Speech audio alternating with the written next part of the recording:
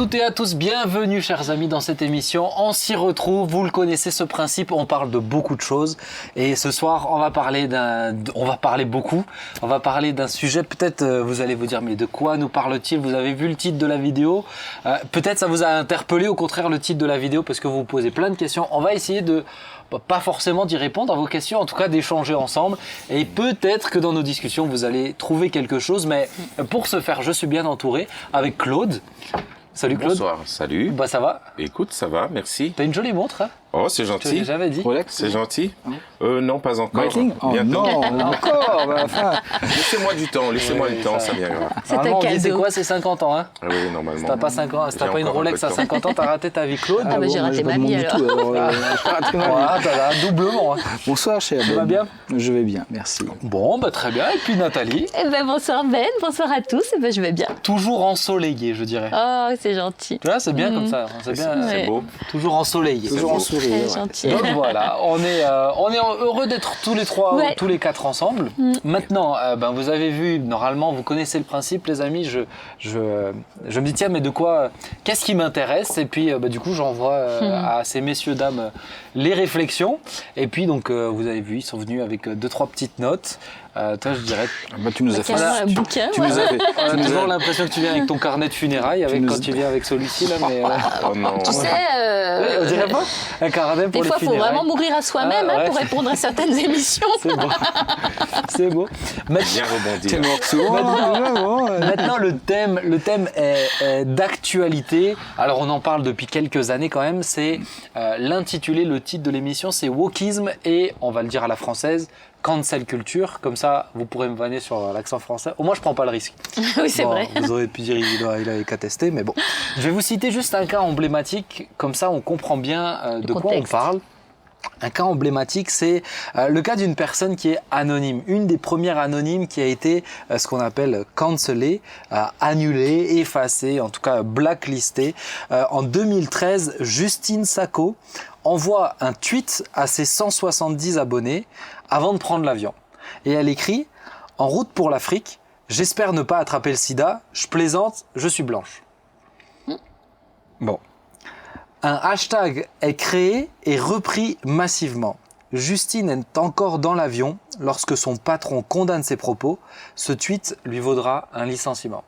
Donc juste pour recontextualiser, une jeune femme, enfin une femme, elle était déjà un peu plus âgée, qui est devant son ordinateur, qui envoie cette phrase. Alors on juge de ce qu'on veut de cette phrase. Elle dira que c'est de l'humour. Ses amis diront on reconnaît son humour un peu cinglant. Maintenant, bon, voilà, c'est son humour. Et à 170 personnes. 170 personnes. Le problème, c'est que ces 170 personnes l'ont relayée. Elle a même pas eu le temps d'atterrir, qu'elle était déjà condamnée par son patron. Et puis, elle finira licenciée. Elle a été, ça avait créé un grand tollé. La cancel culture, c'est vraiment cette dimension aussi où on essaye de fermer toute possibilité aux gens de se défendre, d'être tout de suite dans la condamnation publique, etc. On va aller un peu plus loin dedans, mais ça me semblait important de commencer avec un premier cas, justement, du lynchage, pour bien comprendre. Alors, j'ai dit wokisme et cancel culture. Alors, wokisme, on va commencer avec le premier point, c'est wokisme et cancel culture, définition.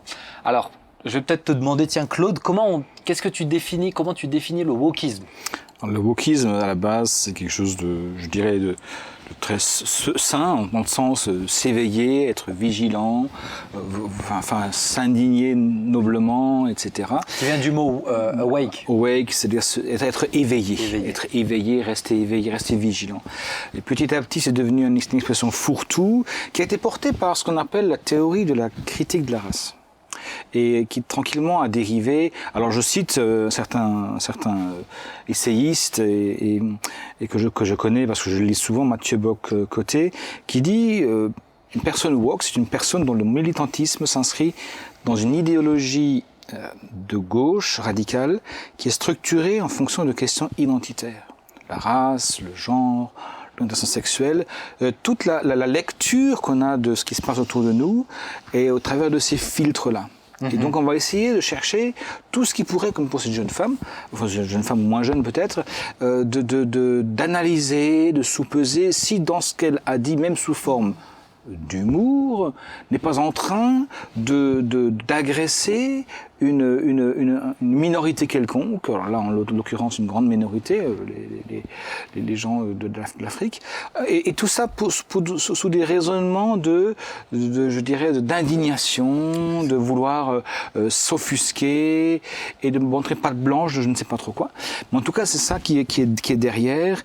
Et ça fait de ces gens-là des individus moralistes, puritaniste. Ok, on va en venir justement ensuite de ce que ça engendre. Donc le wokisme, c'est cette pensée, on peut même dire cette idéologie qui est là pour qui défend les minorités. En tout cas, ils se qualifieront de être soucieux des minorités et je dirais d'injustice envers les minorités. Ouais. Du coup, c'est ça. On est d'accord. Qui n'hésite pas non plus à dénoncer, entre guillemets, à dénoncer en prenant un vocabulaire intersectionnaliste, c'est-à-dire où toutes les oppressions, quelles qu'elles soient, de lutte, que ce soit le côté féminin, les femmes subissent, les noirs subissent. Ils ont même créé des mots pour ça. etc. Ouais, alors justement, on va les fondés sur la couleur, la nation, la religion, etc. D'accord, donc quelqu'un qui vous avez peut-être jamais entendu le mot wokisme, bon, les politiques commencent à l'utiliser de plus en plus, hein, mais si vous l'avez jamais entendu, là, vous comprenez de quoi on va parler. Et donc wokisme, c'est ça, cancel culture. Claude, comment tu définis la cancel culture? Écoute, La culture de la l'annulation. culture du bannissement, hein, Ouais, du l'annulation, on essaie de Merci bannir. les amis, c'est ce que j'allais dire. Mais On va essayer de tout trouver quand même. La culture du lâchage, presque, Ouais. on pourrait dire. Ouais. Voilà. Une backlist. Bon, particulièrement sur les réseaux sociaux. Sur les réseaux sociaux, c'est ça. particulièrement de la part du peuple. Hein. Ouais. La cancel culture, c'est le peuple qui se fait justice ou qui fait justice va pas pour une injustice C'est ça, ouais. autre. Pourquoi on parle souvent de wokisme et de cancel culture? Parce que c'est souvent les gens qui sont qui sont dans le wokisme, qui pratiquent c'est une des cette branches, culture-là, ouais. cette culture du pugilat en fait, Ouais. tout simplement. Alors je me suis noté, nous pouvons être annulés, en cancel, on va le traduire annulé, ou on dit effacé aussi, un peu exclu. Banni.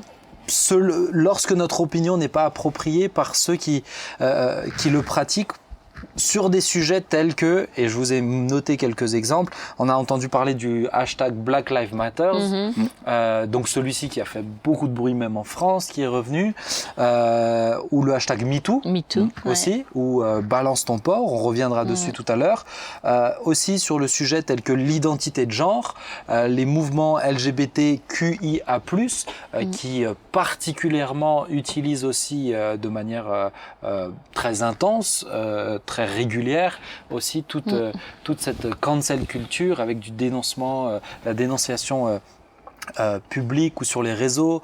Je pense par exemple à l'auteur J.K. Rowling qui elle a été blacklistée, justement bannie sur les réseaux. Elle a reçu. Le problème c'est que ça engendre des menaces, des choses comme ça. Hein.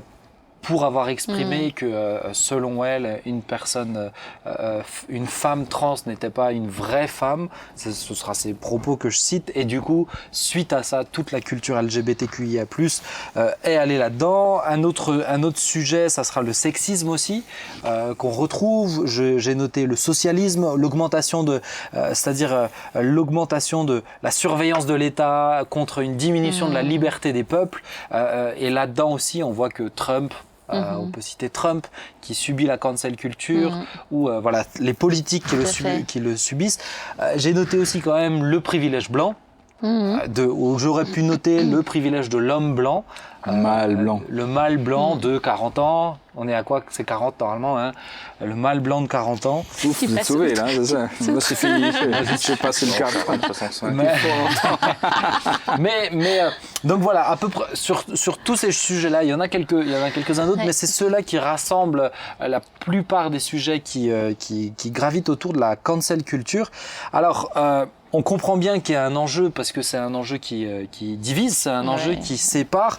Je vais peut-être commencer en vous posant cette question.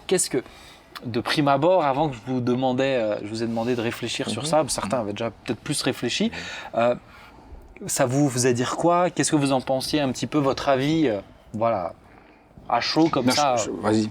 Oui, alors, Ladies first. quand tu m'as parlé de ce sujet, j'avais une réaction en me disant « Oh, parler du wokisme, ça me déplaît. » En fait. Et grâce à cette émission, j'ai dû faire des recherches. Et j'ai été vraiment étonnée de savoir que les origines du wokisme, alors peut-être que ça peut dater encore plus loin que ça d'ailleurs, mais ce que moi j'ai entendu, c'est que ça partait du 19e siècle, aux États-Unis notamment, et c'était de culture protestante évangélique.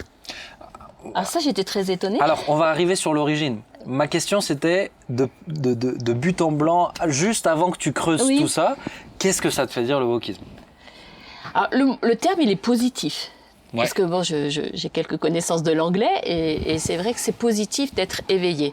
Mais nous, dans notre actualité, c'est plutôt perçu pour moi comme quelque chose de négatif parce que j'ai toujours le sentiment que c'est des militants qui sont toujours à l'extrême, qui dénoncent des choses en systématisant tout en fait. Il n'y a plus de nuances, ils dénoncent la catégorie mais catégorisent les gens quand même. Donc pour moi, il y a un sentiment en fait d'extrême. Ok. Tu le retrouves aussi, Claude? Non. Ok. Non, pas forcément. Bon, bah, Je veux tu dire, moi, peux en tant quitter que- le plateau, t'es pas d'accord avec Nathalie. Mais si, mais c'est bien, ça mais y est. c'est bien. On Ça va y te est. blacklister des Mais je réseaux. me disais c'est aussi, clair. voilà. Non, mais moi, en tant qu'homme noir, Ouais, je me suis retrouvé dans certaines des luttes, dans certains des combats qui étaient menés. ouais. Jusqu'à trouver qu'il y avait, oui, des fois des dérives. Des dérives, on en reparlera peut-être, mais réaliser que oui, ces combats, le Black Lives Matter, j'ai vraiment été touché, quoi. Ouais. Mais c'est Touché sûr. par quelque chose qui se produisait aux États-Unis, par une vidéo. Et avant que je n'ai eu le temps de terminer cette vidéo, je coulais des larmes. Moi, je me souviens, j'étais à ma cuisine et je découvrais comme tout ce qui s'était passé pour Monsieur Floyd, et je coulais des larmes.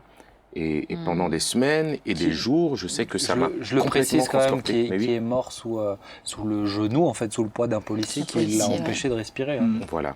Et à cause, en tout cas, on le dit, à cause de sa couleur de peau.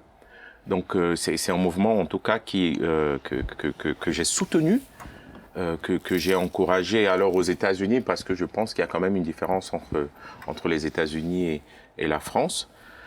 Ah, merci quand même. C'est bien. Oui, je pense qu'il y a une différence. C'est pas la même histoire, c'est pas la même culture. Je ne nie pas qu'il y a aujourd'hui en France aussi des améliorations. Hein. Je pense que quand on s'appelle Rachid et quand on s'appelle Mamadou et quand on s'appelle Claude. Fabien ou Claude. Merci. T'aurais pu choisir un autre prénom. Parce que je m'appelle Claude. Je sais, mais Mais quand on s'appelle, il y a un traitement différent, à CV égal, pour trouver un logement, en termes de contrôle aussi, contrôle de police. On est là dans une zone douanière. Hein. Et moi, je me rappelle quand j'allais voir ma femme qui habitait près de la Suisse, le nombre de fois je me suis fait contrôler par les douaniers. Donc voilà. Maintenant, j'arrive à différencier les États-Unis de la France. Et donc, quand t'entends wokisme, t'entends pas quelque chose de Négatif. va des rétros, quoi. Hein. Pas du tout. Tout dépend des luttes, ce qu'on en fait et ce qu'on veut bien et ceux auxquels on croit. En tout cas, pour moi, si je me suis identifié au mouvement Black Lives Matter. D'accord. Il y a un mouvement particulièrement qui t'a touché, qui t'a. Clairement.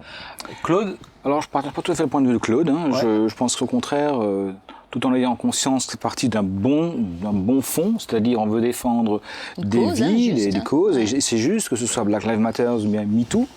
C'est absolument ignoble ce qui s'est passé à Hollywood dans toutes ces années avec ces actrices dominées par des producteurs. Il n'y a pas de souci sur ces genres de questions-là. Bon, le problème, c'est ce qu'on en fait et vers où ça va. Or, vers où ça va vers une espèce enfin, la société est fragmentée, et il y a les uns qui sont les bons, et les autres, c'est les mauvais. Au nom de quoi, tout à coup, suis-je devenu un mâle blanc dominant qui aurait écrasé depuis des siècles ces pauvres, je ne sais pas lesquels. Et donc, pour moi, c'est beaucoup plus insidieux, parce que ça a l'apparence du bien, mais ça rend la justice sur les réseaux sociaux et pas dans les tribunaux. Et ça on va y Ah, revenir. donc, pour moi, voilà. Donc tu vois cette notion pour toi qui est pernicieuse du coup. Pernicieuse. Et puis il y en a d'autres éléments hein, que je dis, mais au nom de quoi qui fait la norme qui dit le droit Or ça, c'est quelque chose qui est gravissime pour une société. Et une société qui est fragmentée est fragilisée. Ah oui. Je veux dire, c'est grave. Dans les pays du droit de l'homme, dans les pays où on a la liberté d'expression, elle est en train de se réduire comme une peau de chagrin. Aujourd'hui, il n'y a pas besoin de censure. La censure n'est même pas nécessaire. Il y a une autocensure. Ce patron s'est autocensuré. Les médias s'autocensurent. Claude, toi tu lis dans mes pensées, c'est incroyable. Excuse-moi, oui. Dans plein de mes notes. C'était juste déjà avoir votre ressenti, oui. c'est intéressant qu'on comprenne aussi que, bah voilà, Claude, tu as ton point de vue et c'est pour ça que je trouvais intéressant d'avoir des personnes un petit peu d'horizons différents, puisque forcément ça touche, je dirais, à notre sensibilité directe aussi. On peut se sentir, mis au pilori parce qu'on est blanc et qu'on a entre 25 et 50 ans, je vais m'inclure dedans, parce que des fois je dois dire je me suis senti mince punaise, je suis dans la pire des catégories maintenant. Depuis quand j'ai rien fait pour. On retrouve des éléments de culture qu'on en a connus dans les pires années noires de l'Europe au XXe siècle. C'est ça. Donc vous êtes juif, vous êtes forcément un citoyen de seconde zone. Donc on peut être tous.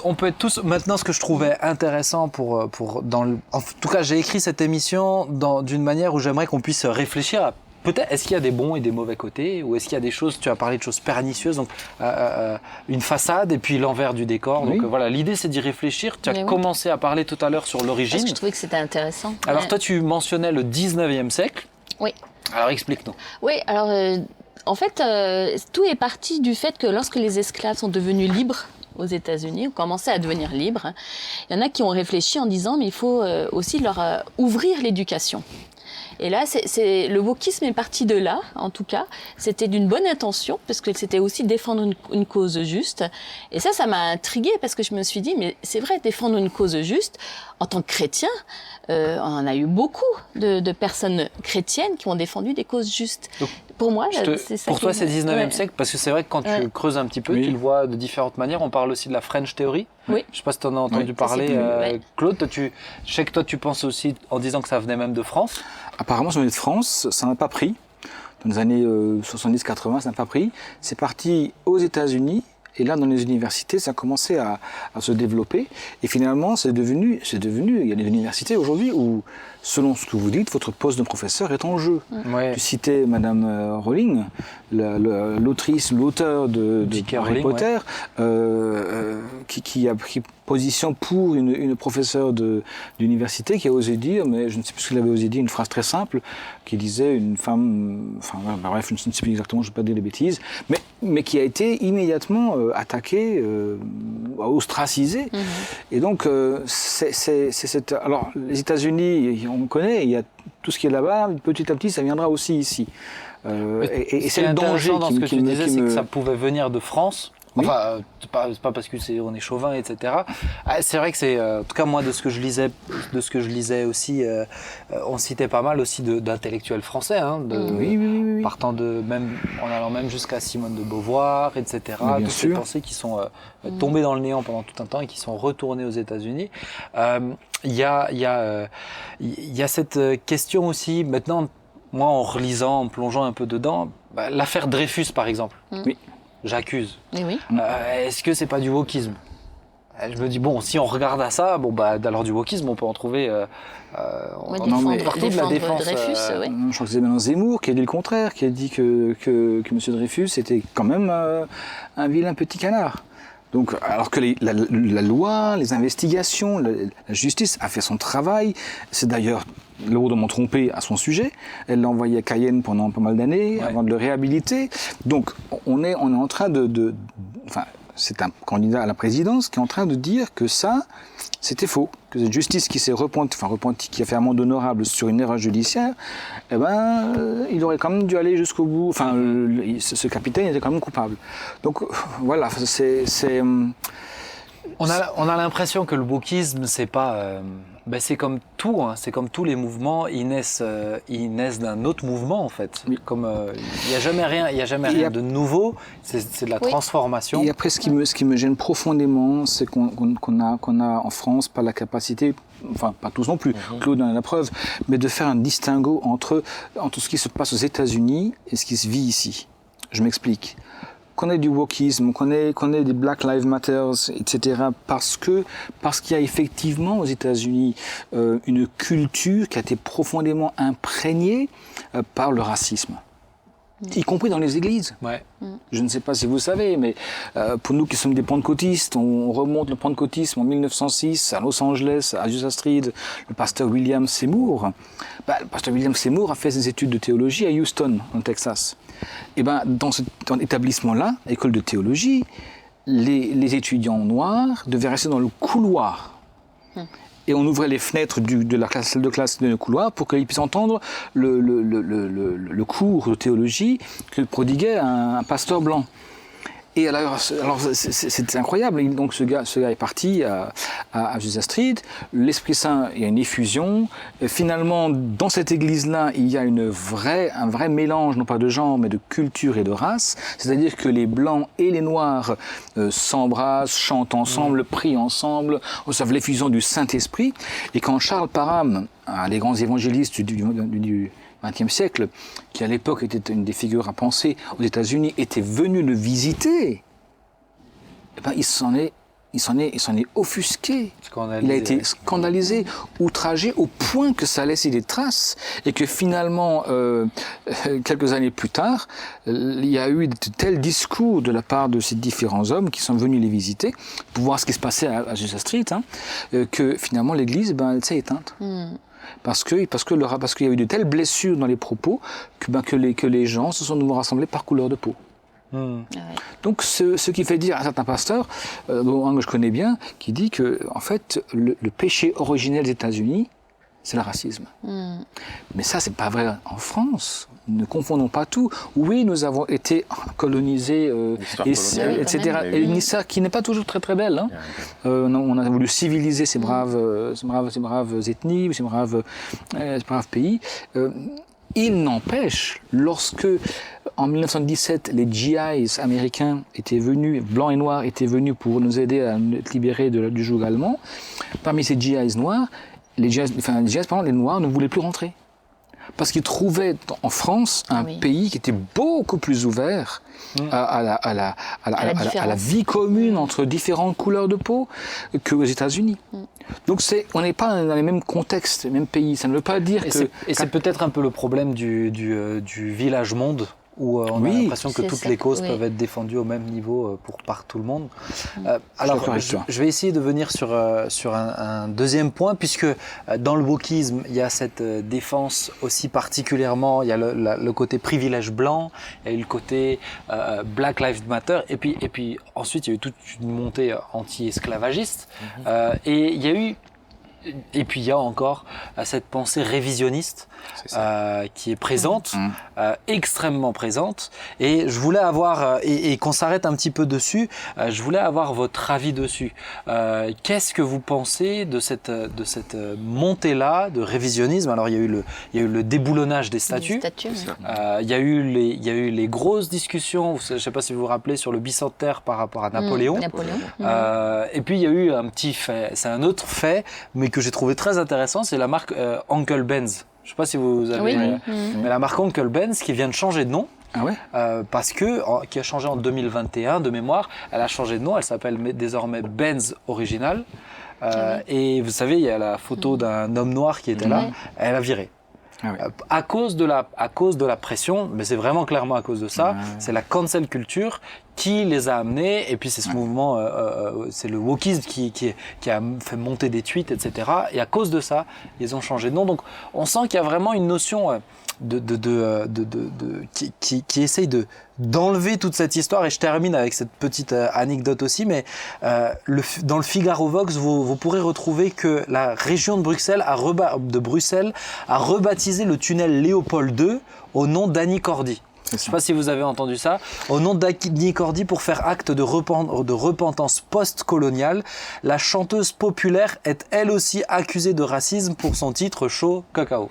On va trop loin. On va trop loin, on va trop loin. La susceptibilité, alors que le révisionnisme existe, et encore je voudrais préciser que ce n'est pas du négationnisme, c'est différent, on ne nie pas la même chose. On révise. Que par exemple, moi j'étais petit garçon, quand j'avais 7 ans, c'était en 70, on apprenait de la France qu'elle était une grande nation, une France éternelle. Après j'ai appris qu'elle n'était pas tout à fait aussi éternelle que ça, la France, qu'il n'y avait pas toujours, c'est pas toujours aussi magnifique que ça. Mais ça on nous l'a dit bien plus tard. Ouais. Mais en temps on s'est avalé tous les rois de France, Louis XIV en tête, avec le roi Soleil, Napoléon, c'était un grand empereur. On a oublié de dire qu'en 15 ans, il a mis l'Europe à feu et à sang. Alors qu'on ait ce regard critique sur l'histoire, je crois que c'est juste. Ouais. C'est juste, et ça part d'un bon sens. Qu'après, on veuille absolument éliminer de l'histoire ce qui n'a pas été aussi beau que ça, pourquoi ?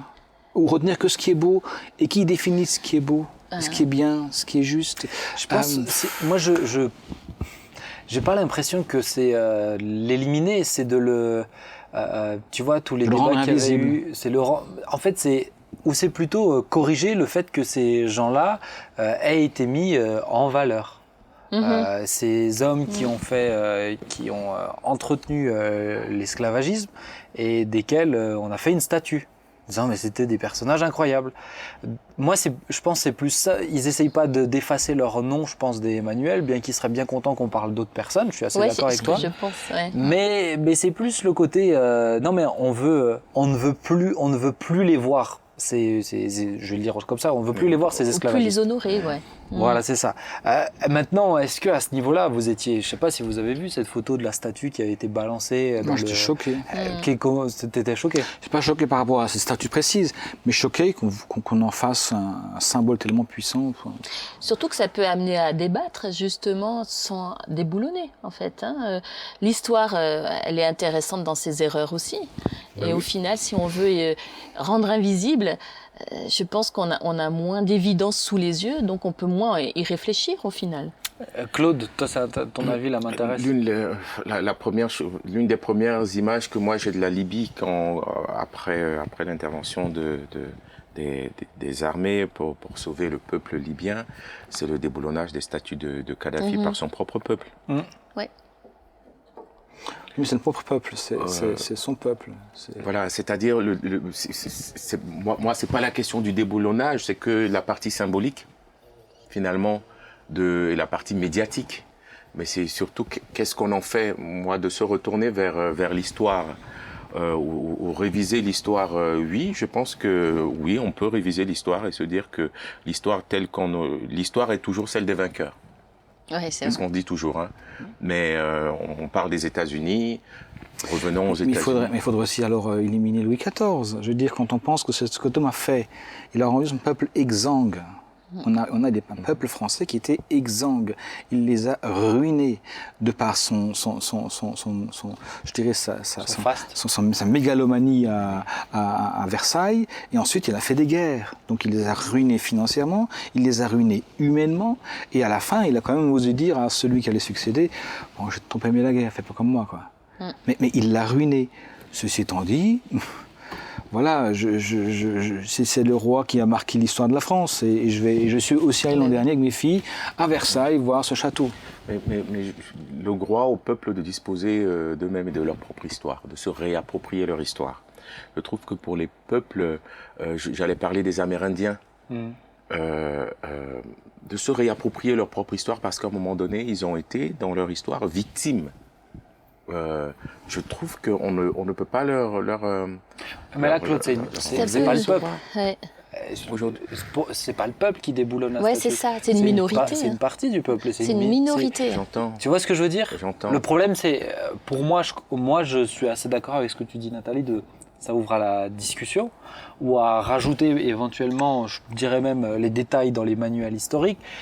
Et même si je pense que pour transmettre les valeurs d'un pays, etc., faut écrire une histoire.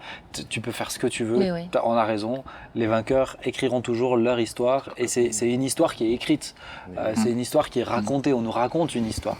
Mais c'est le récit. Mais ce qu'il y a dans ce geste-là, ou je dirais dans cette pression-là, ou si je reprends le cas de Uncle Ben, c'est que c'est juste c'est des coups de pression en fait de certains pour changer la pensée pour tout le monde, alors que tout le monde n'est même pas forcément ou d'accord, on n'a même pas cheminé dedans. J'entends. Tu vois ? J'entends. Est-ce Mais que toi, c'est ce que je leur reproche. C'est de dire que, en fait, déboulonner la statue de je ne sais pas qui ou changer le nom d'une rue, ça ne change en rien la réalité de ce qui s'est l'injustice. passé. Non, au-delà, Ouais. parce que je ne me tourne même pas vers le passé. Moi, je me suis tourné vers le présent et vers le futur. Moi, aujourd'hui, si je devais m'engager dans quelques combats d'injustice sociale, ce serait pour mes enfants. Ce ne serait pas pour le passé. Je pense que le révisionnisme, qui n'est pas négationnisme, comme tu l'as bien dit, a du sens pour dire nous faisons partie de l'histoire aussi. Maintenant, le combat, c'est pas le passé. Le passé, on n'en a plus, on ne peut plus rien y changer. C'est aujourd'hui et demain. Qu'est-ce que mes enfants, qu'est-ce que la future génération comprendra. Bah oui. On pourrait presque dire que le passé est devenu imprévisible avec. C'est ça, c'est dingue. C'est pas le passé qu'il faut fouiller finalement, c'est aujourd'hui le présent. Comment est-ce que, en tant que minorité, avec les combats que je veux mener, qu'est-ce que j'en fais aujourd'hui ? Comment est-ce que je peux mieux le porter ? Et Est-ce qu'il y a pas aussi une erreur, je pense, j'ai l'impression, hein, mais une erreur de juger des faits de l'époque avec le prisme notre conception actuelle présent. de ce que c'est la liberté, de ce que c'est. Je ne sais pas si ça aurait été intéressant de pouvoir remonter dans le temps et de voir comment certains pouvaient le percevoir, etc. Est-ce que c'est juste, je pense qu'il y a des contextes aussi. Et de la même manière que dans la Bible, il y a des trucs des textes qu'il faut garder dans leur contexte et on ne peut pas les interpréter, on peut pas faire ça comme ça. Des fois, j'ai l'impression qu'on essaye de sortir le passé juste pour l'utiliser comme prétexte. Et c'est là où, moi, je dois dire que ça me dérange parce que c'est du militantisme. On n'essaye pas de faire avancer la société. C'est du militantisme, c'est un prétexte. Rien, non, c'est un prétexte. Et on ne peut pas réparer, en fait. Ouais. On ne peut pas réparer. Comment réparer finalement cette histoire? Bah vas-y, dis donc. J'ai une question. Moi, je veux dire, comment réparer les transferts, enfin la question du triangle infernal entre les États-Unis, enfin les Amériques, l'Europe et l'Afrique, avec ces commerces terribles. Mais aujourd'hui, voilà, il se trouve qu'il y a des Américains qui sont afro-américains. Et ils sont très bien, et il y a aussi des universitaires, des gens de culture, de musique, etc. Il y a un professeur, c'est dommage, j'ai perdu le nom, aux États-Unis, qui est un homme noir, hein, mais qui pour le coup défend le point de vue qu'on est en train d'essayer d'amener là, en tout cas l'impression que j'ai du point de vue, mais qui a été, pour le coup, blacklisté. On lui a dit, t'es plus un vrai noir. Ah ouais. Ça, c'est vrai. Et c'est là où c'est incroyable. C'est vrai. Parce que du coup, c'est eux-mêmes qui sont pris à leur propre jeu, qui là où ça aurait pu ouvrir sur une discussion, et lui donne un autre point de vue qui est, somme toute, je trouve assez intéressant. Voilà. C'est intéressant de voir dans l'histoire les renversements de valeurs qui ont eu lieu ou de discours. Ce sont évidemment des Européens qui ont fait le commerce triangulaire, soutenu par un certain nombre de discours d'hommes d'église. Il faut être honnête, qui avaient la même Bible que ceux qui viennent plus tard, à Wilberforce.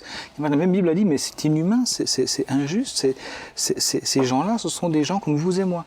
Donc, c'est intéressant de voir comment des fois l'histoire se tourne et se retourne, et je suis d'accord avec toi, les choses évoluent, ne sont pas statiques.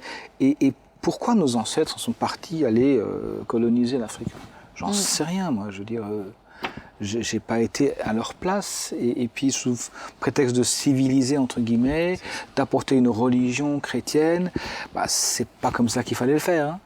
Maintenant, il y a dans tout cela quand même aussi des gens qui sont partis, des vrais chrétiens, et on pense à tous ces gens qui sont venus des pays de la Grande-Bretagne, qui sont partis avec une vraie volonté d'évangéliser, avec des vrais cœurs, et qui sont partis, avec leur cercueil sur le bateau, parce que l'espérance de vie de ces garçons et des filles qui arrivaient, et de l'espérance de vie une fois arrivés sur le territoire africain, était de 3 semaines.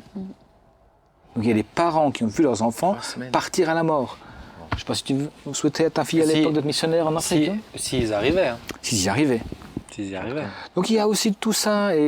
Mais comme tu dis, la lecture a posteriori, dont les contextes sont... Ça reste subjectif. Ça reste très subjectif. En tout cas, l'une des dérives aujourd'hui pour lesquelles on peut s'entendre sur la table, malgré les combats, hein, parce que je trouve que les combats restent, pour certains, nobles. Oui. Nobles, et on doit s'entendre dessus. L'une des dérives, c'est il crée un antagonisme aujourd'hui. Et tu l'as dit, les personnes se font blacklister, en fait. C'est-à-dire, il renforce... le wokisme renforce aujourd'hui ce qu'il dit dénoncer. C'est-à-dire, il va réassigner les gens dans leur identité. On n'est plus dans une forme dans leur identité, alors que finalement, le wok, c'est juste ton style là, de cuisine qui a un fourre-tout, où on mélange tout. Mais on se réassigne à nouveau. C'est parallèle avec la cuisine, incroyable. Pas mal, hein, chinoise. Mais c'est grâce à Bertrand, en vérité. Ah ouais. On l'a dit pas. Salutations à Bertrand. Mais comme elle t'a affiché là. Non, on m'a juste parlé de la poêle, mais je vois bien que j'ai pu à discuter avec Nathalie en début de réunion. Mais il va nous réassigner en tant que minorité finalement, et on ne va pas en ressortir. C'est ça. C'est ce que ce professeur aux États-Unis dit vraiment. C'est ça le problème. Et l'universalisme dont on se revendique, et surtout ici à la table de dire la fraternité chrétienne. Non, on revient à une forme de discrimination finalement. Oui, on part de l'individualisme parce qu'on s'attache à des individus, mais pour faire effectivement de l'uniformalisme. Alors, ça n'a plus de sens en fait, en vérité. C'est une voie sans issue. Hein. J'aime bien ce mot universalisme, université, parce que c'est là aussi qu'il y a des combats, des conférences qui sont bloquées, des profs qui sont blacklistés, qui doivent s'humilier publiquement, d'avoir osé dire, d'avoir pas compris qu'ils avaient un privilège du mâle blanc. Bref, université est un très beau mot, c'est la contraction entre les mots unité et diversité. C'est-à-dire qu'il y a une unité dans la diversité, université. Or maintenant, c'est une uniformité qu'on cherche, avec une espèce de... Le dénominateur ultime, c'est l'unité, c'est le 1. Moi, je suis la norme pour moi-même. Et ça remonte, à mon avis, très très loin, ça remonte à Genèse. Où on a voulu s'auto-normer. On n'a pas envie que Dieu nous dise ce qu'il faut faire. Nous normons nous-mêmes, nous décidons du bien et du mal. Et c'est pour ça que tout à l'heure, je disais, mais il n'y a rien de nouveau sous le soleil. On voit que chaque mouvement naît d'un mouvement qui meurt, ou d'un mouvement en perte de vitesse, et ça se transforme, etc. Et dans l'histoire, on revoit en fait ces luttes qui sont là et qui tendent à... on n'a pas besoin de la vie, pour le coup on peut vraiment le mettre sur un plan spirituel, on n'a pas besoin de la vie de Dieu, nous savons ce qui est bon pour nous, et comme nous savons ce qui est bon pour nous, toutes ces normes qu'on met sous un plan pour le coup plus politique, plus idéologique, on les met de côté. Le problème c'est que maintenant il y a d'autres avis qui commencent à monter, hein, d'autres opinions, il y a des professeurs qui sont encourageux, qui en tout cas donnent un autre point de vue, et je trouve que pour le coup ça enrichit le débat. Maintenant j'aimerais peut-être aller un peu plus loin parce que je vois que le temps passe et puis c'est très intéressant. J'aime bien l'émission comme ça parce qu'on s'enferme pas dans le wokisme et la cancel culture, c'est tellement vaste et c'est surtout c'est diffus. On peut pas l'identifier clairement sur un domaine spécifique, donc on essaye de grappiller encore une fois par-ci par-là. Donc on a parlé un peu de révisionnisme. J'aimerais nous poser cette question, la question que je me suis posée pour ouvrir vraiment à la discussion. Est-ce une vindicte populaire, la cancel culture, ou le dernier moyen réel de s'exprimer pour les sans-voix? Si maintenant on faisait sauter le hashtag MeToo ou le hashtag Balance ton porc, est-ce que ces personnes-là qui disent, elles, avoir porté plainte, enfin certaines disent avoir porté plainte, disent avoir entrepris les choses, mais que rien ne s'est passé. Est-ce qu'elles auraient pu, d'une autre manière, autrement dit, comment trouver l'équilibre pour que ces gens-là puissent puissent s'exprimer, mais sans que Twitter particulièrement pour la cancel culture, mais les réseaux sociaux, Internet, ne deviennent le tribunal pour la vindicte populaire sans preuve. Hein. Je le rappelle, puisque c'est quand même sans preuve que ces gens sont. Il y a une petite anecdote, mais qui montre beaucoup. Il y a eu un conflit entre deux artistes. Il y a 3 années de ça, je crois, 2-3 années de ça, et une artiste par un rappeur s'est fait insulter dans une des chansons du rappeur. Et elle dira, moi j'ai jamais voulu ça, c'est inadmissible, etc. Et un proche de ce rappeur sort un enregistrement où il est au téléphone avec cet artiste, disant, et on comprend dans la vidéo que non, elle était d'accord en fait. Et donc comme elle a menti, pendant 1 an, elle s'est fait blacklister, elle a reçu des menaces de mort, etc. Quand même, hein, ça va très loin hein, que devant un écran, c'est des personnes, quoi. Et 1 an après, en fait, la vidéo en entier est sortie, on s'est rendu compte que le rappeur avait triché sur la vidéo. Donc le vrai fautif, c'était le rappeur. Ah ouais. Donc pendant 1 an, il y a des gens qui sont suicidés, hein. Il y a des gens qui, la cancel culture, ça a fait des morts aussi. Hein. Faut faire sa propre justice. Là. Ah oui, et ça a fait des morts. Donc ma question c'est comment on fait ? Puisque ces gens-là, on a l'impression que si le peuple passe par ça aussi, c'est parce qu'il n'arrive plus à s'exprimer autrement, on a l'impression. Oui, je suis le plus circonspect que ça, dans le sens où on est dans un pays de droit, où il y a une justice. Alors on l'aime, on l'aime pas, on est d'accord avec, on pense qu'elle est suffisamment bien équipée ou pas, peu importe. Mais c'est un endroit où on peut aller régler les conflits. Non, on dira ça coûte cher. Eh ben ça coûte cher. De toute façon, lorsque MeToo est sorti et qu'on a fait le procès à Weinstein, ça coûtait cher à quelqu'un. Et voilà, et à tous ceux qui étaient contre. Donc de créer des actions collectives contre quelqu'un, mais au moins on a derrière à un moment donné un lieu où on fait des investigations par des gens des passionnés qui doivent chercher la vérité. Alors que là, c'est peu importe la vérité, c'est ma vérité, je la fais monter en mayonnaise, ça part dans le viral, et à la fin, ça donne des morts. Donc moi, je suis d'accord sur le fait de dire, ça permet d'enclencher des mouvements d'indignation, sur des choses très justes, Black Lives Matter, MeToo, les femmes, etc. Mais après, derrière, il faut s'arrêter et dire maintenant, on porte le fer, non pas sur les réseaux sociaux, on arrête là, mais on porte le fer sur le terrain de la vérité et de la justice. Sinon, il ne faut pas le spiritualiser à nouveau en disant que dans le cœur humain, c'est œil pour œil, dent pour dent. Et qu'aujourd'hui, les gens ils doivent passer par la justice parce qu'ils savent que si c'est eux qui viennent aux mains, c'est eux qui se retrouvent en prison. Est-ce que c'est pas ça qui nous a fait passer aujourd'hui, au XXIe siècle, par la justice ? À l'époque, je ne sais plus quel sociologue a comparé la cancel culture et le wokisme à la période du Far West. C'est le western, c'est-à-dire que c'est sans les armes, ouais. C'est-à-dire qu'il y a une photo, il y a un nom, il y a un chiffre, et puis le premier qui est on a fait les frais ici. On a fait les frais. Il suffit d'une photo avec quelques voitures sur un parking et la flamme s'est enflammée. Est-ce que le cœur humain n'aime pas ça aussi ? N'aime pas se faire justice soi-même ? Bien sûr, mais Benjamin, oui, c'est vrai. D'abord on a besoin de justice, ça c'est quelque chose de juste, et après on aime être justicier. Sauf qu'on n'est pas prêt à s'appliquer les propres normes qu'on applique aux autres. C'est vrai.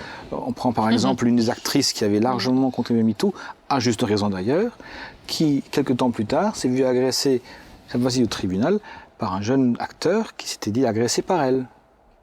Et tout à coup, mais personne dans MeToo n'a fait le procès numérique de cette actrice. Donc je pense qu'il faut savoir manier avec beaucoup de dextérité et beaucoup de déontologie toute parole publique. La parole publique doit être encadrée. Oui, parce que sinon il n'y a pas de solution en vérité. Si on ne l'encadre pas, c'est la déconstruction totale. C'est pour moi la différence dans des médias et des réseaux sociaux. Quand on est dans un média, je suis dans un média, la radio. Nous avons signé avec le CSA des conventions où nous avons un code de déontologie. On peut inviter à table quelqu'un qu'on n'apprécie pas dans son attitude ou dans ses façons de penser, mais je n'ai pas le droit de l'agresser, je n'ai pas le droit de le démolir. Alors que là, on peut y aller à coups de canon, et si j'ai beaucoup d'argent, j'achète chez Facebook suffisamment de campagnes pour promouvoir mon idée, et ça monte en mayonnaise. Donc c'est là que je dis que... je ne suis même pas sûr que les gens soient conscients de cela. C'est-à-dire que les réseaux sociaux ne sont pas normés. Et est-ce que les gens sont conscients qu'ils ont une parole publique ? Par un État. Est-ce que les gens sont conscients qu'ils ont une parole publique ? Oui. Je pense pas. Oui, c'est ça. Je pense que beaucoup de gens qui sont dans la cancel culture se rendent pas compte qu'ils ont une parole publique. Et se rendent pas compte qu'ils ont un poids. C'est fort possible. C'est fort possible. Malheureusement, Ben, on ne peut que le déplorer, hein, parce qu'aujourd'hui, on ne retournera pas en arrière. Voilà, l'individualisation de la société. Je tweete dont je suis. Ouais. Voilà, ou Ginsta dont je suis, ne pourra aller. Ginstar. Non, Insta. Ginstar. Instagram, pour t'aider. T'as pas Instagram, toi? Disons que c'était une belle tentative, mais tu t'es démasqué tout seul. L'individualisation de la société fait que sincèrement, aujourd'hui, on ne retournera plus en arrière. Chacun est maître de ses idées, de ses pensées, c'est une forme de liberté Alors, aussi. je suis pas sûr qu'on soit maître. Hein. Non, je suis pas sûr du tout, parce que pour l'instant, celui qui est maître, c'est le GAFA. Oui, c'est quand alors on peut être contre Trump et pour ou contre, peu importe. Mais aujourd'hui, j'ai été choqué qu'on lui ait coupé le tweet. Bah, c'est sûr que c'est choquant. C'est la cancel culture. Président qui est là. Bah oui, mais est-ce que c'est... Ma question, c'est... Bon, juste dire, il faut aller sur un plan plus juridique, je suis 100% d'accord. Maintenant, l'équilibre est compliqué. Difficile. Le problème, c'est que moi, ce qui m'embête, en fait, c'est que ça peut partir d'un bon sentiment, mais c'est instrumentalisé. Et souvent, l'impression que j'ai, c'est que c'est instrumentalisé par des lobbies, par c'est politique derrière. Par des politiques, par des idéologues. Donc, moi, j'ai l'impression que finalement, la cancel culture ou le fait de faire monter ces choses sur les réseaux sociaux, on est manipulé.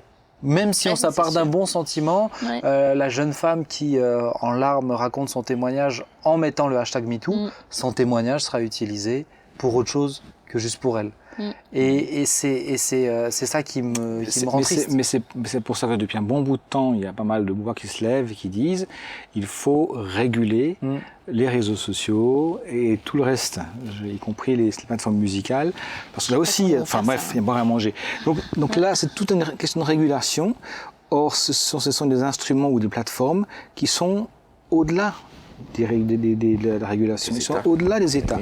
Et donc du coup, c'est sûr que échappe donc à ces gens-là, le contrôle de ces plateformes échappe aux États, à la régulation. Ok, on arrive sur la dernière partie puisque le temps continue d'avancer. Maintenant, j'aimerais quand même qu'on termine cette émission en parlant du wokisme, de la cancel culture et du christianisme. Puisqu'on disait en préambule que le wokisme, c'est aussi, à la base, c'est la défense du plus faible. On a parlé du puritanisme, etc. Bon, si c'est la défense du plus faible, est-ce que c'est pas ce qu'on est censé faire à la base, nous, en tant que chrétiens ? C'est la première question. Est-ce que c'est ça le wokisme ? Est-ce que vous vous sentez faisant partie du wokisme ? Personnellement, je m'y sens pas du tout. Moi non plus. Mais donc, c'est quoi la différence ? Et puis voilà, qu'est-ce que vous en pensez ? J'ai trouvé intéressant que pour ma part, sur deux personnes qui se disent chrétiennes, l'un défend dans un article vraiment très clair, en disant que le wokisme, non, c'est tiré même du puritanisme protestant. Et donc c'est bon le wokisme, il faut continuer à faire comme ça. Et un autre qui parlera et qui comparera ça à un totalitarisme soft. Bien sûr. Et je pense que c'est devenu ça, en fait. Chasse aux sorcières. Je pense que c'est devenu ça. Donc voilà, qu'est-ce que vous en pensez ? Christianisme, wokisme et cancel culture. Nathalie. C'est gentil de me poser la question. Parce qu'effectivement, on peut partir du principe comme Martin Luther King. C'est peut-être quelqu'un qu'on peut cataloguer comme un wokiste, au final. Et il a fait grand bien. Mais non, je suis pas d'accord. Attends, mais j'ai pas fini. On peut penser ça. Mais en réalité, ce qui est intéressant, c'est que le wokisme, en fait, est devenu aujourd'hui, il est très politisé, comme on en a parlé. Et en fait, il y a un tel scepticisme derrière. On n'a pas la place au dialogue. Alors que lorsqu'on est chrétien, même quand on n'est pas d'accord, tu l'as très bien dit, on laisse le dialogue possible. Bah oui. On respecte l'individu dans tout son être, en fait. On ne fait pas les choses par force, par obligation. On connaît la puissance de la révélation, en fait, hein, en Jésus. C'est quelque chose, nous, les oppresseurs, on ne peut pas imaginer un chrétien oppresseur, par exemple. Hein. Et puis wokisme et cancel culture, pour moi, on peut pas les splitter. Non. Ils sont Mais imbriqués. non, Martin Luther King, c'était. c'est différent. C'était une défense dans la paix. Exactement. Dans la paix, Exactement. là où. Contrairement au Black Panther. C'est ce que j'allais dire. Là où pour la même cause, vous avez quelque chose et qui les ressemble. Black Panthers voulaient que Martin Luther King les rejoigne. Il a toujours dit non. Et vous avez quelque chose qui ressemble beaucoup plus à la cancel culture ou le côté violent de la chose, quoi. Exact. Claude, qu'est-ce que tu en penses? Est-ce que tu te sens Il t'a bien fait de l'inviter. Pourquoi tu n'es pas C'est d'accord? parce que non, mais je suis complètement d'accord, je vous embête. Ah ben voilà, c'est... Mais ce que je voulais dire... T'aimerais quand même que je t'inviterais juste un peu moins. Mais ce que je voulais dire, c'est que... et c'est toute l'ambiguïté, parce que vous avez là quelqu'un, et je vous le dis encore, qui soutient certains de ces mouvements, mais je n'ai pas besoin d'être violent. Moi, je pense que c'est... Comment dire, le militantisme, le wokisme, c'est un engagement. On est d'accord? Et Claude Ekwe est engagé. Le militantisme et la dimension politique, je n'y suis pas du tout. Mais ça ne m'empêche pas d'être engagé dans des luttes. C'est ce qu'on en a fait, en fait. Comment est-ce que quelqu'un comme moi, engagé sur certains thèmes de société, contre l'injustice, je suis rapidement... Est-ce que je peux être rapidement catalogué ça se dit wokiste? Oui. Je l'ai jamais lu, mais ça se dit. Mais non, je ne suis pas associé à cela, même en partageant les mêmes combats. Est-ce que Martin Luther King était engagé? Oui. Il a utilisé un autre outil. Oui. Mais il était aussi. Et est-ce qu'il était moins tu te mettras wokiste? jamais à tweeter. Déjà, t'as pas Twitter ou Insta. Est-ce qu'il était... Mais donc déjà, t'es pas dans cette cancel culture. Non. C'est ça l'ambiguïté. C'est-à-dire, est-ce qu'on peut être dans une forme de lutte et de revendication sans être qualifié d'extrémiste ou de militant? Le wokisme, c'est quand même militant. Je pense que plusieurs peut-être écoutent comme moi et sont sensibles à certaines luttes. À des causes, bien sûr. À des causes. Et les défendent. Sans vouloir être associé mais pour moi, le wokisme, à ce que vous êtes en train de définir. Non, mais le wokisme, c'est une idéologie. Ça rassemble pas la défense de toutes les minorités. Mais moi, je serais où, en fait? Je me situe où? Mais pour moi, tu es quelqu'un qui est concerné par des causes. De la même manière, je suis concerné par des causes. Et quand je discute avec toi, souvent en off, on peut discuter de choses, mais on discute. Le problème, c'est que dans le wokisme et de fait imbriquer la cancel culture, il n'y a pas de discussion. Il n'y a pas de discussion. Il n'y a pas de droit au dialogue. Moi, je discute. C'est pas le but. Et moi, c'est ce qui me dérange, c'est instrumentalisé. Enfin, l'impression que j'ai, c'est que c'est clairement instrumentalisé. C'est politisé maintenant, à fond. Claude, je ne vais pas dire ce que j'ai déjà dit, mais je voudrais... Est-ce que pour toi, un chrétien peut être dans la cancel culture, par exemple? Pratiquer la cancel culture? Je ne pense pas, parce que je pense que le chrétien, il est justement quelqu'un qui ose regarder, affronter son passé, le passé de sa nation, clairement, en disant voilà ce qui a été bien, voilà ce qui a été moins bien. Donc je pense qu'on n'a pas été que des gentils colonisateurs qui ont amené une bonne civilisation aux petits Africains. Ce n'est pas vrai. Maintenant, on a quand même amené aussi des choses qui étaient bonnes, le système de santé, le système d'éducation, même si dans le détail, quand on creuse un petit peu, on se rend compte qu'on a vraiment oppressé les gens.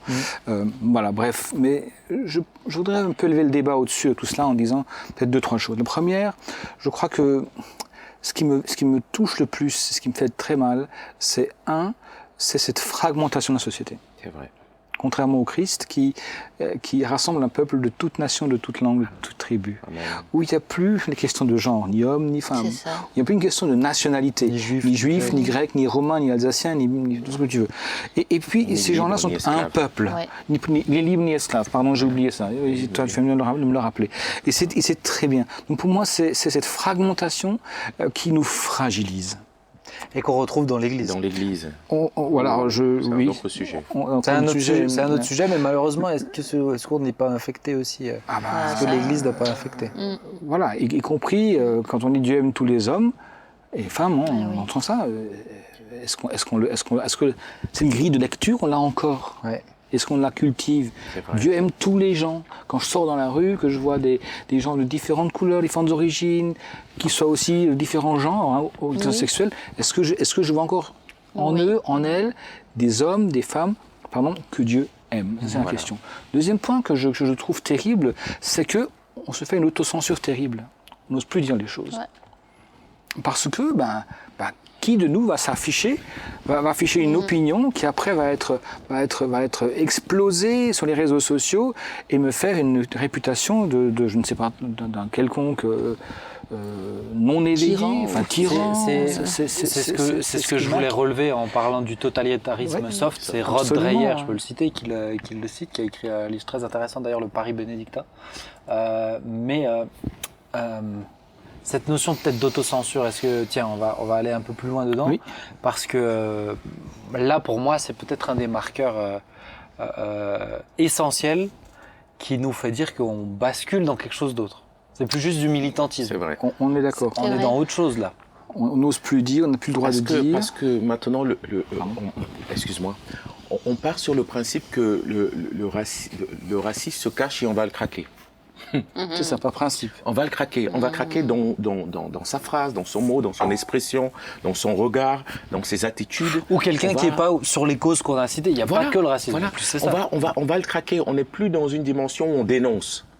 On est dans une dimension où on va Un Ku Klux Klan. on recherche Nouvelle norme. ceux qui Ouais. parmi nous ne seraient pas comme nous ou ne penseraient pas comme nous. Enfin, pour moi, le troisième point, c'est aussi cette question que pose Jésus par une petite parabole toute simple de la paille et de la poutre. Il dit, mais à force de chercher la paille chez l'autre, tu oublies que tu as une poutre dans l'œil. C'est-à-dire le jugement constant et qui n'arrive plus à se voir soi-même dans la glace en disant, mais moi aussi j'ai des défauts. Qui es-tu, toi, qui juges? Qui es-tu? Le mal n'est pas... Dimanche, quelqu'un m'a fait un petit message retour pour mon message, il m'a dit, le mal n'a pas de nationalité. Et il a raison de dire ça. Il n'est pas russe ou ukrainien, français ou allemand, le mal est dans le cœur de l'homme. Mais le mal n'est pas non plus lié à une race, ou à une couleur de peau, ou à un genre.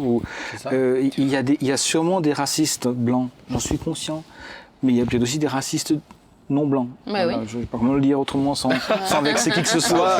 Non, mais c'est vrai. Ne t'auto-censure pas. Tu vois, mais regarde, ça c'est par exemple là, ce que tu viens de dire. Ouais, mais c'est C'est ça. un exemple mais c'est ça, typique. Moi, tu m'aurais blessé si tu avais dit raciste noir, hein, parce que là, c'est ça. Non, mais tu vois, moi c'est ça, on y est. Moi, c'est un truc que j'ai toujours refusé de dire, attends, je peux pas dire noir. Pourquoi? C'est un oui. mot. Avant tout, c'est un mot. Bah oui. Et je pense que ça, c'est cette notion, vraiment, j'insiste parce que c'est celle qui me fait le plus réfléchir et peut-être qui m'a poussé à choisir ce sujet-là.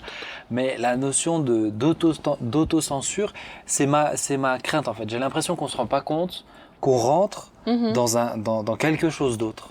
On est On peut pas blesser Benjamin, aussi, ça hein. fait un bout de temps qu'on est là-dedans. Il y a déjà. Ça fait maintenant une vingtaine d'années qu'on est dedans. C'est-à-dire qu'aujourd'hui, l'État français n'a pas besoin d'une institution de la censure.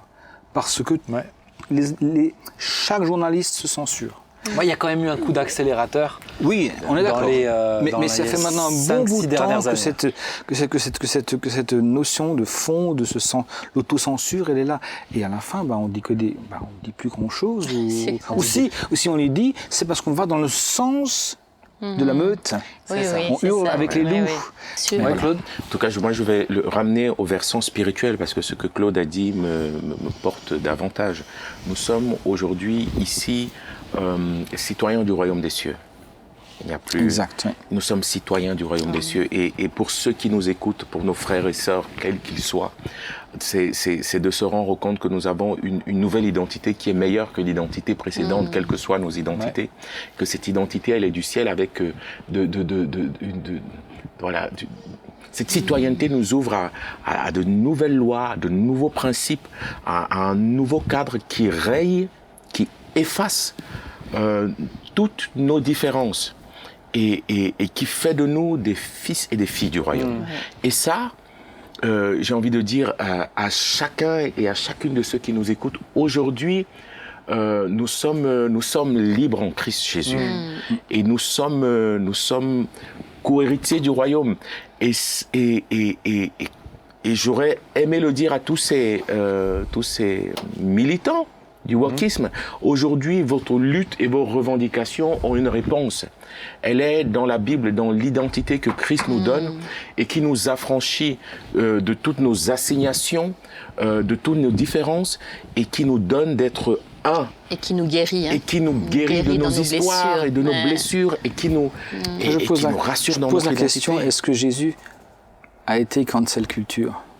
Est-ce qu'il était dans cancel culture? Non, hein. Et s'il l'avait été, est-ce qu'on aurait trouvé dans sa généalogie, dans Matthieu ou dans Luc, est-ce qu'on aurait trouvé des gens comme le fils de Judas et de Tamar, sa belle-fille?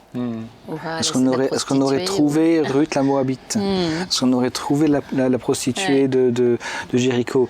Peut-être on aurait pas. peut-être révisionné. Mais il tout n'a ça. pas eu honte. Il n'a pas eu honte de ses ancêtres, de ses aïeux, qui étaient tous sauf des fois des enfants de cœur. Même David n'était pas toujours. Je termine avec ça parce que le temps, ça fait plus d'une heure qu'on est en train de discuter. Mais tu as dit que toutes les réponses, on les trouvera dans la Bible, mais la Bible ne sera-t-elle pas cancellée un jour? De quoi? La Bible ne sera-t-elle pas cancellée? Ils ont bien cherché Bon, je t'en ai parlé. à la supprimer. Hein. Aujourd'hui, il y a des aspects et de plus en plus. Ou en Chine, là, où ils traduisent la Bible autrement maintenant. Ouais, bien sûr, tu as raison. Elle doit être en accord avec le mouvement. Avec le communisme. Moi, j'ai discuté il n'y a pas longtemps, et je l'ai dit à Ben, avec des amis africains qui me disaient la Bible, c'est le livre des Blancs. Et c'est là où on arrive avec cette mouvance-là à rejeter une religion, parce qu'on dit non, elle nous est venue des Blancs.